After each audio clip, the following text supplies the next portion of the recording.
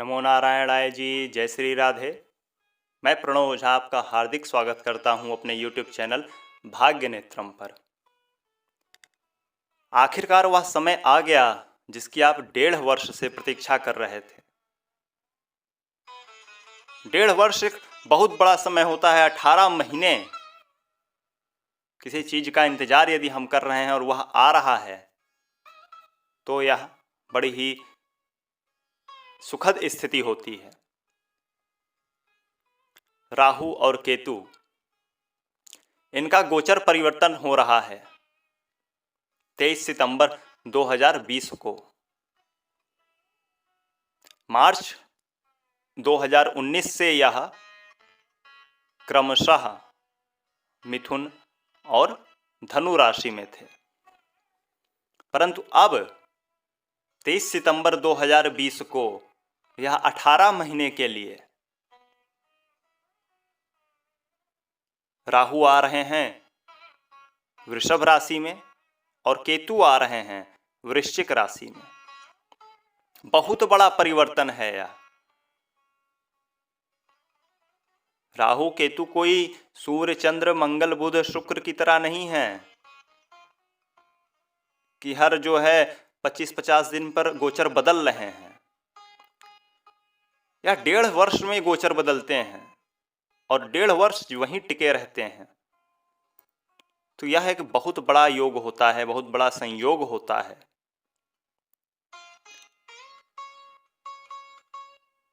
जैसा कि आप जानते हैं कि मार्च 2019 से विश्व ने क्या क्या झेला है। कहीं की अग्नि हो या कहीं के दंगे हों, और इस कोरोना की तो बात छोड़ दो। क्या क्या विश्व ने नहीं झेला, क्या क्या व्यक्तियों ने व्यक्तिगत तौर पर नहीं झेला। कारण क्या था? द्विस्वभाव राशि थी मिथुन और वायु तत्व की राशि थी जहां पर राहु विराजमान थे। अब वह आ रहे हैं वृषभ में, जो कि स्थिर तत्व की राशि है, पृथ्वी तत्व की राशि है, स्थिर स्वभाव वाली है। वहां पर आ रहे हैं। यह एक सामान्यतया शुभ संकेत है। केतु की स्थिति थी धनु में थे, द्विस्वभाव राशि थी और अग्नि तत्व वाली थी, और अब आ रहे हैं केतुदेव वृश्चिक में, जो कि स्थिर स्वभाव की है तथा जल तत्व राशि है। यहां पर गौर करने वाली बात यह है कि स्थिर स्वभाव वाली है और जल तत्व राशि है। जल स्थिर रहता है क्या? खैर, वह आप चिंतन करिएगा। अब पहले हम इसको समझ लेते हैं कि यह एक, हम कैसे देखेंगे इसका गोचर जो हम विश्लेषण करने जा रहे हैं, या चंद्र पर आधारित है या लग्न पे आधारित है या कुंडली दशांतर दशा पर आधारित है। तो पहले सर्वप्रथम हम आपको पहले भी कई वीडियोस में बताए थे, हमने सितंबर के मासिक राशिफल में बतलाया था कि पुरातन ग्रंथों में चंद्र से गोचर देखने का उल्लेख मिलता है, परंतु हमारे अनुभव में, जो मेरा निजी अनुभव रहा, तो लग्न से गोचर अधिक सटीक बैठा। तो हम लग्न से गोचर पर फलादेश करने जा रहे हैं। जिनको अपनी लग्न कुंडली या जन्म कुंडली नहीं पता है, तो वह अपनी नाम राशि, प्रचलित नाम राशि, जो नाम सबसे ज्यादा प्रचलन में हो, उससे यह गोचर देखेंगे। जैसे कॉलेज का नाम प्रशांत था, लेकिन बड़े कम लोग उस नाम से जानते हैं। ज्यादा लोग घर का नाम विनोद है उससे जानते हैं, तो हम विनोद से देखेंगे। जो नाम ज्यादा प्रचलन में है, ज्यादा लोग उसका उपयोग करते हैं हमको पुकारने में, हमारे नाम के उच्चारण में। अब ये पॉइंट नंबर 1 था, ठीक। पॉइंट नंबर 2 यह है कि सिर्फ यह जो गोचर है, यह आपके जीवन में फल नहीं देता है। आपकी जन्म कुंडली सबसे बड़ी होती है। उसके आधार पर यह जो गोचर होते हैं उसमें कम या ज़्यादा प्रभावशाली बना देते हैं उसे। जैसे आपका समय कुंडली के हिसाब से अच्छा है, दशांतर दशा अच्छी है, बाकी ग्रहों का गोचर अच्छा है और राहु केतु का गोचर आपके राशि के हिसाब से अनुकूल बैठा, तो उस प्रभाव को बड़ा तीव्र कर देगा। जो अब तक 5 मिल रहा था या 100% में से 70% मान लीजिए मिल रहा था, तो अगर आपके राशि के लिए यह अनुकूल हो गया तो यह उसे 90 और 100% पे पहुंचा देगा। इसी प्रकार प्रतिकूल हालातों के लिए भी है। तो अब बात करते हैं कि राहु केतु का गोचर इतना महत्वपूर्ण क्यों है। तो जो बड़े समय होते हैं या समय का जो हम एक बड़े भाग में डिवाइड करके उसका आकलन करते हैं, तो गोचर 3 ही ग्रहों का, ये तो छाया ग्रह हैं लेकिन 3 ही 4 ही का देखा जाता है प्रमुखतः, शनि, गुरु और राहु केतु। क्योंकि चंद्रमा हर 2.5 दिन में बदल दे रहा है, बुध शुक्र मंगल इत्यादि जल्द ही बदल देते हैं, सूर्य भी जल्द ही बदल देते हैं, तो इन्हीं का प्रभावी माना जाता है। तो यह वीडियो अंत तक देखें आप। हम 3-3 की टुकड़ी में 4 वीडियो बना रहे हैं, 4 पार्ट में, क्योंकि एक में बनाना संभव नहीं है, फिर 1 घंटे से ज़्यादा की वीडियो हो जाएगी, इसलिए हम 3-3 की टुकड़ी में वीडियो बना रहे हैं 4 पार्ट में। आप इन्हें देखें, अपना फीडबैक दें, कोई प्रश्न है वह आप दें, सुझाव सलाह है वह आप दें, लाइक करें वीडियो को, शेयर करें अधिक से अधिक अपने प्रियजनों के साथ, ताकि उन्हें भी यह दिव्य जानकारी मिल सके। और यदि अभी तक हमें सब्सक्राइब नहीं किया है तो सब्सक्राइब करें, बेल आइकन पर क्लिक करें और हमसे सदा सदा के लिए जुड़ जाएं। आइए अब हम बात करेंगे कि तुला, वृश्चिक और धनु राशि वालों के लिए यह 1.5 वर्ष का समय कैसा रहने वाला है। तो सर्वप्रथम हम बात करते हैं राशि चक्र की 7वीं राशि तुला राशि के बारे में। आपके द्वितीय भाव में केतुदेव आ रहे हैं और अष्टम भाव में राहु। तो जो 1.5 वर्ष का समय है आपका, मार्च 2022 तक, 17 मार्च 2022 तक, वह यह निर्धारित करने में बहुत बड़ी भूमिका निभाने वाले हैं। तो द्वितीय भाव का केतु और अष्टम का राहु, आप यह समझिए कि आपके अब तक जो काम रुक रुक जा रहे थे, 99% पर पहुंचकर आप जो चूक जा रहे थे, वह समस्या थी नवम भाव के, भाग्य भाव के राहु के कारण, जिसका आपको भाग्य का सहयोग नहीं मिल पा रहा था। अब वह समस्या आपकी दूर हुई है। अष्टम भाव में राहु आए हैं और वृषभ राशि के हैं। जो भी लोग रिसर्च फील्ड से जुड़े हैं, किसी प्रकार की अकल्ट साइंस, तंत्र मंत्र साधना, ज्योतिष इत्यादि से जुड़े हैं, किसी भी प्रकार के जासूसी इत्यादि के कार्य से जुड़े हैं, जिसमें नवीन शोध नित्य होते रहते हैं, उनके लिए यह गोचर बहुत ही बढ़िया है, बहुत ही बढ़िया है, बहुत ही बढ़िया है। ऐसे दिव्य अनुभव होंगे आपको, ऐसे दिव्य अनुभूति होगी आपको, क्या आप भी मान जाएंगे कि वाह, यह 1.5 वर्ष का समय जो है वह आपका था। जो भी लोग प्रॉपर्टी इत्यादि के काम से जुड़े हैं, उनके लिए समय काफ़ी बढ़िया है। रोजगार, व्यवसाय, नौकरी पेशा व्यक्ति इत्यादि सभी कामों से जुड़े लोगों के लिए यह समय पिछले 1.5 साल की अपेक्षा काफ़ी बेहतर रहने वाला है। अब आपके भाग्य की बाधा दूर हुई, भाग्यवश जो अवरोध आ रहे थे वह दूर हुए। द्वितीय का केतु थोड़ा वाणी दोष देगा, मुख में, गले में इत्यादि में कुछ रोग इत्यादि देगा, प्रॉब्लम देगा। महिलाएं हैं, उनके जेनाइटल ऑर्गन्स में प्रॉब्लम देगा। ये चीज़ें करेगा, परंतु बाकी चीज़ों के लिए यह काफ़ी बेहतर रहने वाला है।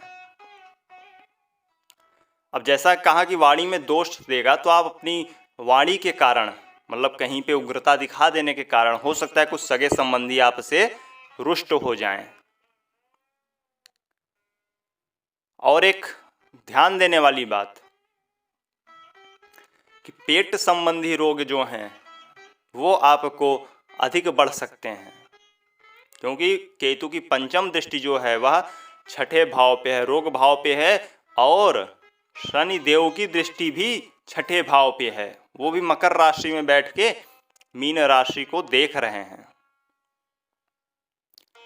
तो दो क्रूर ग्रहों का छठे भाव को देखना कहीं ना कहीं आपके रोग, ऋण, शत्रु को थोड़ा सा उभारने वाला है।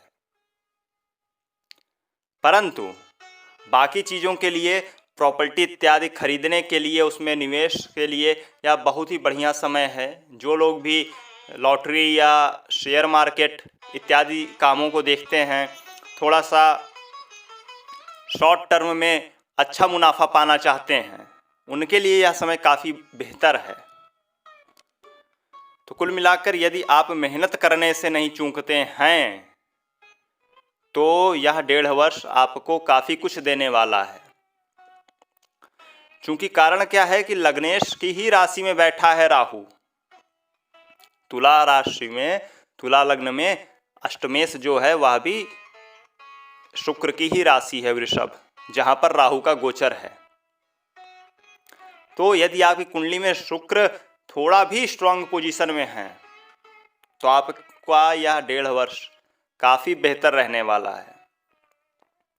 अब कहा जाता है शनिवत राहु, तो शनि भी चतुर्थ भाव में स्वग्रही ही हैं।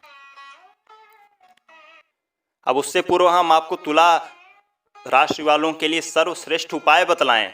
यदि आपने हमें अब तक सब्सक्राइब नहीं किया है तो कर लेवें और बेल आइकॉन पर अवश्य क्लिक कर लेवें, ताकि आपको हमारे सारे अपडेट मिलते रहें। तो आइए अब जानते हैं कि तुला वाले वह कौन सा दिव्य उपाय करें जो उनके लिए बहुत ही सहायक हो। उपाय आपको सिर्फ और सिर्फ एक करना है कि स्ट्रीट डॉग्स को थोड़ा सा आपको मदद करना है, थोड़ा सेवा करना है। अब आप रोटी के तौर पर करते हैं या कुछ उन्हें अन्य मदद मुहैया कराते हैं, कुछ अन्य सेवाएं, जैसे कुछ लोग शेल्टर इत्यादि बनवा देते हैं या कुछ भी किसी प्रकार से, तो आपके लिए काफ़ी बेहतर रहने वाली हैं स्थितियां।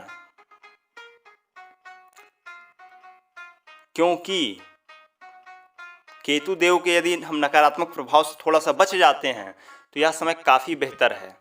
इसलिए स्ट्रीट डॉग्स की सेवा कीजिए। यह ना कर पाएँ, कुष्ठ रोगी हैं, कुछ हैंडीकैप इत्यादि के आश्रम हैं या कैंप हैं, तो वहाँ पर उनकी सेवा करें आप, और देखेंगे आप चीज़ों में काफ़ी सुधार जो है ना वह होने लगेगा, आपको स्पष्ट रूप से दिखने लगेगा। आइए अब बात करते हैं राशि चक्र की 8वीं राशि वृश्चिक राशि के बारे में। वृश्चिक राशि के लग्न में ही केतु और सप्तम भाव में राहु का गोचर हो रहा है। 1.5 वर्ष यह ऐसे ही रहने वाला है। यह समय निश्चित रूप से आपकी चिंताओं को बढ़ाने वाला होगा, परेशानियों को बढ़ाने वाला होगा, एक मानसिक उलझन आपको यह दे देगा।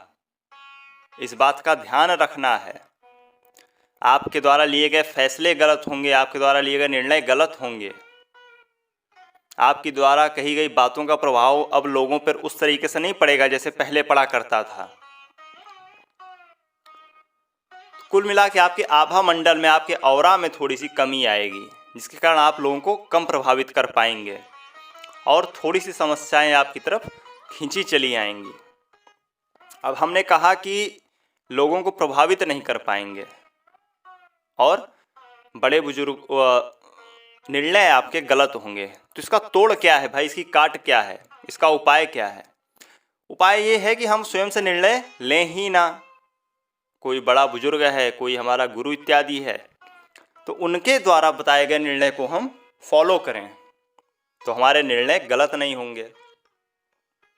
यही तो ज्योतिषी के पास आने का फायदा है। यदि हम आपको कुछ बता रहे हैं कि ऐसा होएगा और आपने उससे बचने के थोड़े से हमारे उपायों पर गौर किया, तो ही हमारी आपकी इस चर्चा का मतलब है।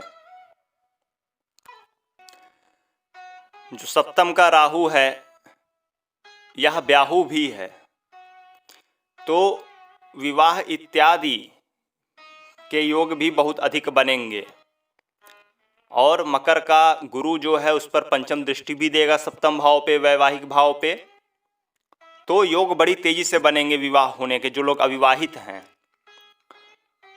परंतु यदि हो सके तो विवाह अभी 1.5 वर्ष टाल दें, और यदि यह संभव ना हो, करना आवश्यक ही हो, तो मुझसे या किसी अच्छे ज्योतिषी से आप पर्सनली सलाह लें कि किस प्रकार से आप आगे बढ़ सकते हैं। जिससे भी विवाह कर रहे हैं उनके बारे में अच्छे से खोजबीन कीजिए, अच्छे से जांच पड़ताल कीजिए, सुनी सुनाई बातें नहीं। अच्छे से आप एक दूसरे को पहले जानिए, फिर आगे बढ़िएगा। यह स्पष्ट रूप से आपको चेतावनी है। जो भी लोग चाइल्ड प्लान कर रहे हैं, स्टूडेंट्स पढ़ाई कर रहे हैं, माता पिता हैं उनके बच्चे पढ़ाई कर रहे हैं, तो उनके लिए यह समय कष्टकारक होगा। संतान कंसीव करने में प्रॉब्लम्स आएंगी और बच्चों का पढ़ाई में मन नहीं लगेगा, मानसिक उलझन बढ़ जाएगी, क्योंकि पंचम भाव पर केतु की व शनि की दोनों की दृष्टि है। तो यह पीड़ा को बढ़ाने वाली है, समस्या को बढ़ाने वाली है। तो आपको इसका भी थोड़ा सा ध्यान देना होगा। तो कुल मिला के आपके लिए यह गोचर जो है अनुकूल बैठता दिख नहीं रहा है। यह 1.5 वर्ष आपको सोच समझकर आगे बढ़ना होगा, फूंक फूंक कर कदम रखना होगा, तभी जो है आप जो है जीवन में एक तरक्की को पा सकते हैं।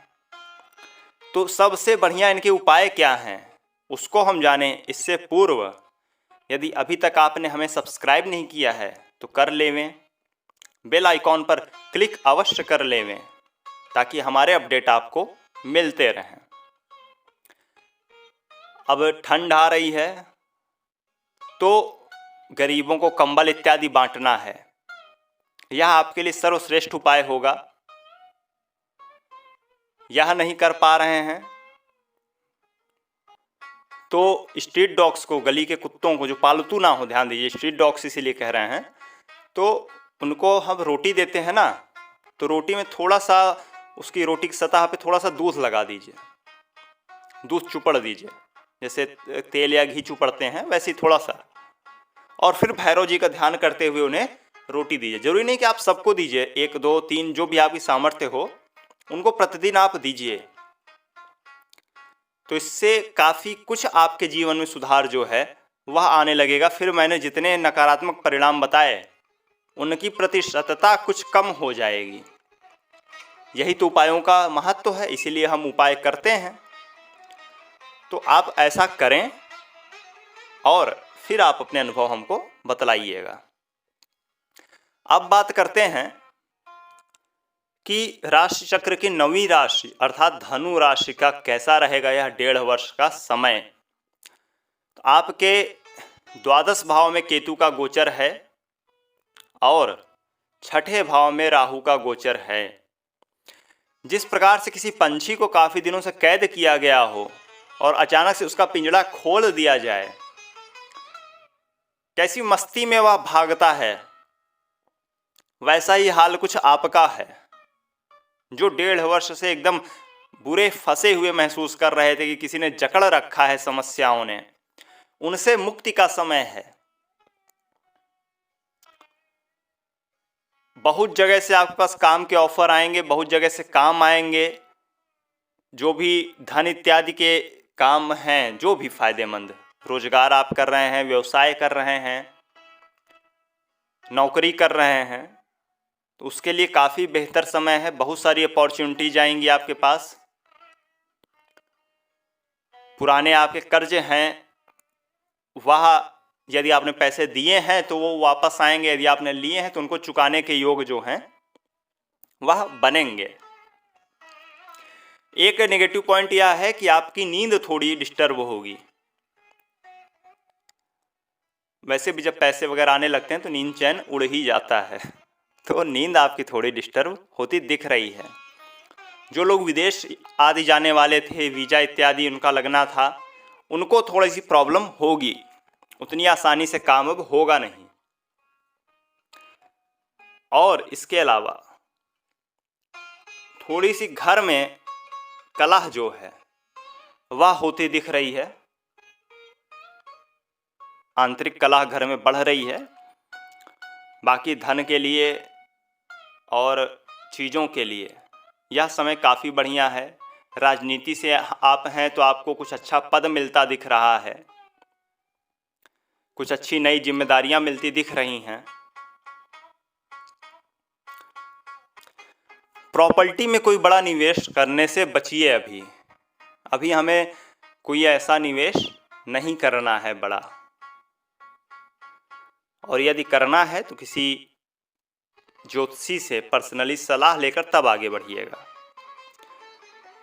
इसमें होगा क्या आपको कि अभी जो हम निवेश करेंगे बड़े ज़मीन इत्यादि में, ज़मीन मकान, इनमें मैं बात कर रहा हूँ, ज़मीन मकान, तो उसमें पचड़े जो हैं कुछ आपको आ सकते हैं, कुछ कानूनी अड़चन आ सकती है, इसलिए इसको करने से मना किया जा रहा है। और धीरे धीरे कामकाज आपके वापस से एकदम अच्छे आने वाले हैं। और जो कुछ भी आपने 1.5 साल में परेशानियां झेली हैं, उनका एक तरह से मानिए कि धीरे धीरे अब अंत होना प्रारंभ हो जाएगा। यदि आप नया व्यवसाय प्रारंभ करना चाहते हैं, कुछ नया काम, कोई नई नौकरी आप ज्वाइन करना चाहते हैं, तो आपके लिए यह समय काफ़ी उत्तम है, आगे बढ़िए। विद्यार्थी हैं उनके लिए यह समय काफ़ी उत्तम है, पढ़ाई में मन लगेगा। जो लोग अभी तक चाइल्ड कंसीव नहीं कर पा रहे थे, इधर 1.5 साल से प्रॉब्लम्स आ रही थी, उनके लिए समय काफ़ी बढ़िया है। आप चाइल्ड प्लानिंग कीजिए और एक खुशहाल जीवन की ओर अग्रसर हो जाइए। तो कुल मिलाकर धनु वालों के लिए तो समय मुझे काफ़ी बेहतर लग रहा है, काफ़ी बढ़िया लग रहा है।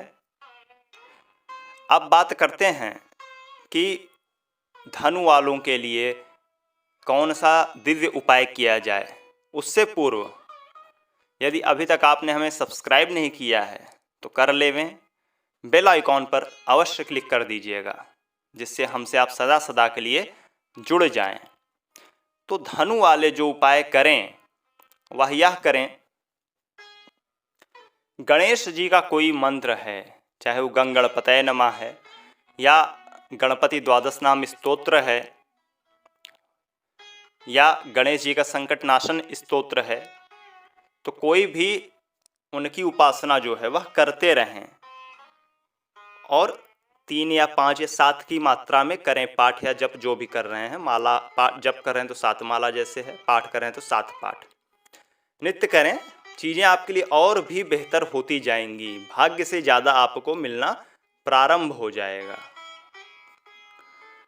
तो देखिए, हम उपाय इत्यादि इसीलिए बतलाते हैं जिससे आपको कुछ लाभ हो सके, आपके जीवन में कुछ सकारात्मकता आ सके, और उनको फॉलो करेंगे तभी हम एक दूसरे के काम आ सकते हैं।